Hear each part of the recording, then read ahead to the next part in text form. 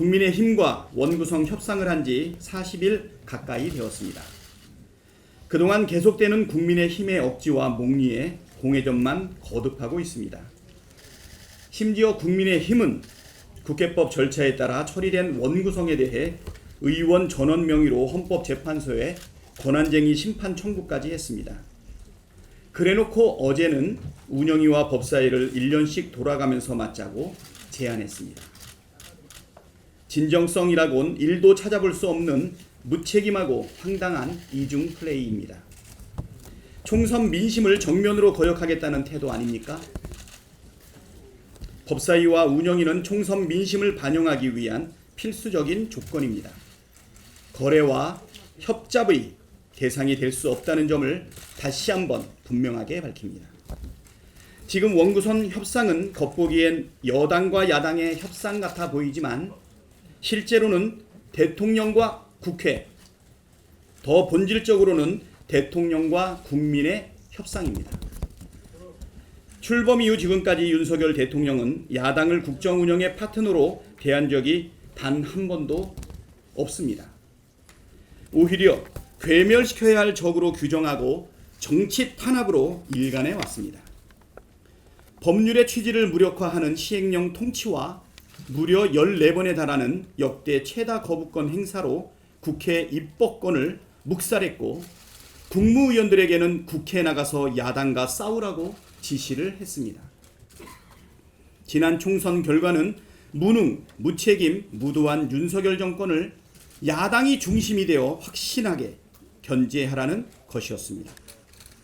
상식이 있고 정상적인 사고를 하는 대통령이라면 민심을 수용하고 그동안의 국정 운영에 대해 사과하고 앞으로는 변하겠다는 신용이라도 했어야 합니다. 그런데 윤석열 대통령은 하나도 변하지 않았습니다. 신용조차 안 합니다. 오히려 해병대원 특검법, 전세사기 특별법 거부권 행사하고 국민의힘 당선자들에게 거부권 무기로 협상하라고 주문하고 엊그제도 전임 국힘당 원내대표단과의 만찬에서 똘똘 뭉쳐서 야당과 맞서 싸우라고 강조했습니다. 총선 민심을 완전히 거부하겠다는 태도 아닙니까? 대통령이 국회를 존중하지 않고 야당을 괴멸해야 될 적으로 여전히 여기고 있는데 무슨 타협의 여지가 있겠습니까? 대통령이 총선 민심을 노골적으로 무시하고 거역하는데 무슨 타협의 여지가 있겠습니까?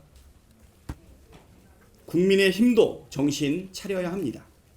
국정에 책임 있는 집권 여당답게 대통령의 거부권 남발, 국회 무시, 정치 탄압에 대해 비판하고 바로 잡으려는 노력을 우선 기울여야 합니다.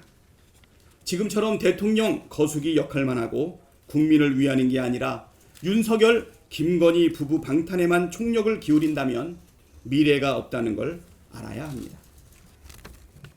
민심을 수용할 의지, 국회 정상화에 대한 의지가 있다면 윤석열 대통령에게 해병대원 특검법을 비롯해 국회법에 따라 정당하게 통과된 법률안에 대해 거부권 행사하지 말라고 촉구해야 합니다. 미루지 말고 상임위원 선임안 제출하고 국민의힘 몫인 국회 부의장 후보 선출도 서둘러야 합니다. 대화하고 협상하되 의견이 모아지지 않으면 민주주의 원리에 따라 국회 운영을 하는 게 맞다는 걸 인정해야 합니다. 민주당은 국회의장께서 요구하신 기한까지 국민의힘의 각성과 변화를 기다리겠지만 그 이상은 더 이상 기다릴 수 없다는 점을 분명히 합니다. 원구성이 늦어지고 국민의힘이 국민의 민생을 외면해도 민주당은 국민이 부여한 책무를 끝까지 다하겠습니다.